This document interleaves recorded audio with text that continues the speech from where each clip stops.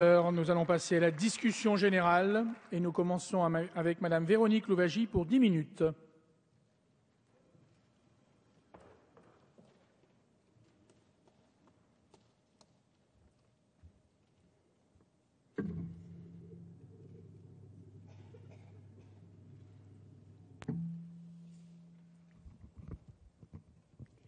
Monsieur le Président, Monsieur le Ministre, Madame la Présidente de la Commission des Affaires sociales, Madame le rapporteur, mes chers collègues.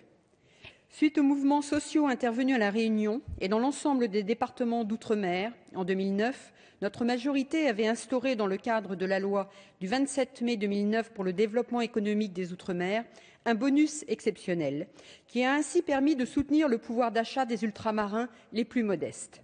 Pour mémoire, ce dispositif de bonus est subordonné à un mécanisme d'accord interprofessionnel régional qui autorise les employeurs implantés dans un département d'outre-mer, à Saint-Pierre-et-Miquelon, Saint-Martin et Saint-Barthélemy, à l'exception de Mayotte, à verser à leurs salariés une prime mensuelle d'un montant maximal de 1 500 € par an et par salarié, dit bonus exceptionnel. Aussi, afin d'inciter les entreprises à verser ce complément de revenus, cette prime est assujettie à une exonération de charges fiscales et sociales, cette situation a été rappelée, à l'exception de la contribution sociale généralisée (CSG), de la contribution au remboursement de la dette sociale (CRDS) et du forfait social. À l'époque, nous avions prévu de maintenir ce dispositif pour une durée limitée à 3 ans. Cependant, considérant la constance des difficultés économiques et sociales dans les collectivités d'outre-mer, la loi de finances pour 2012 a porté finalement de 3 à 4 ans la durée de ces accords, soit à compter de la date de versement prévue par l'accord ou, à défaut, à compter de la date de conclusion de l'accord.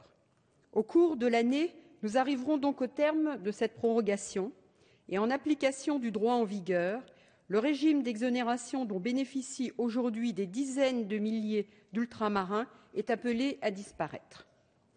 Il va sans dire qu'une sortie brutale du dispositif aurait des conséquences désastreuses sur le pouvoir d'achat de ces populations et ne ferait finalement qu'animer des tensions sociales déjà acerbes.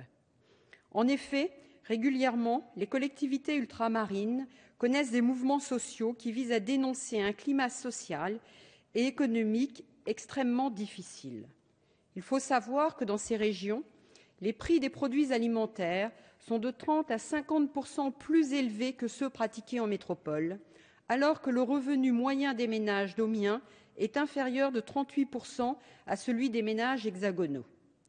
Outre la cherté de la vie, outre des prix élevés pour l'ensemble des biens de consommation, ces territoires sont durement touchés par la crise.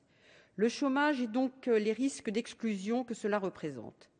Pour ne citer qu'un exemple, le taux de chômage s'est levé à 28,5% à La Réunion en 2012 contre 9,7% en métropole. Qui plus est, la perspective d'une croissance proche de zéro en France métropolitaine et d'outre-mer ne fait qu'assombrir ce tableau. La situation économique de Saint-Martin est préoccupante. Les commerces ferment, le tourisme, pourtant fleuron de l'économie pendant de longues années, voit ses résultats aujourd'hui se dégrader. Ce déclin a de lourdes conséquences sur l'emploi local. Le taux de chômage est de 25%. Parmi les demandeurs d'emploi, les plus jeunes sont fortement touchés, 15% ont moins de 25 ans. J'ai pris l'exemple de Saint-Martin parce que notre collègue Daniel Gyps, député de Saint-Barthélemy et Saint-Martin, est en circonscription, retenu par le vote en ce moment même du budget 2013 de la collectivité d'outre-mer. Il ne peut donc participer à la discussion de ce texte de loi, ni exprimer ici même son inquiétude quant à la situation économique de Saint-Martin. Je me fais donc ici le relais de sa parole. Cette PPL a le mérite de soutenir l'économie ultramarine en grande difficulté. Ce texte soutient les secteurs en péril et, par ailleurs, encourage les entreprises à embaucher les demandeurs d'emploi qui sont toujours plus nombreux à s'inscrire, mais qui sont beaucoup trop peu à retrouver une activité. Le souci de préserver le pouvoir d'achat de nos concitoyens ultramarins constitue aujourd'hui une préoccupation constante, unanime et majeure au-delà même de notre appartenance politique.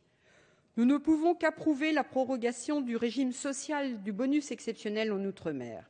Cette prorogation va permettre d'alléger le coût du travail pour quelques mois encore, encourager l'alternance, la formation et donner aux entreprises les moyens d'embaucher.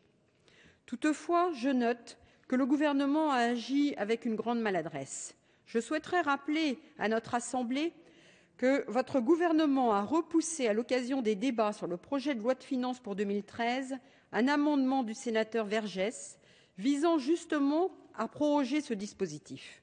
Et ce, pour finalement revenir sur sa position et réintroduire la prorogation dans le projet de loi portant création du contrat d'avenir. Quelle perte de temps! Sur la forme, le Conseil constitutionnel a par la suite jugé que ce dispositif avait été adopté selon une procédure contraire à la Constitution, compte tenu du fait qu'il ne présentait pas de lien avec les dispositions du projet de loi initial. Quel manque de cohérence dans la méthode!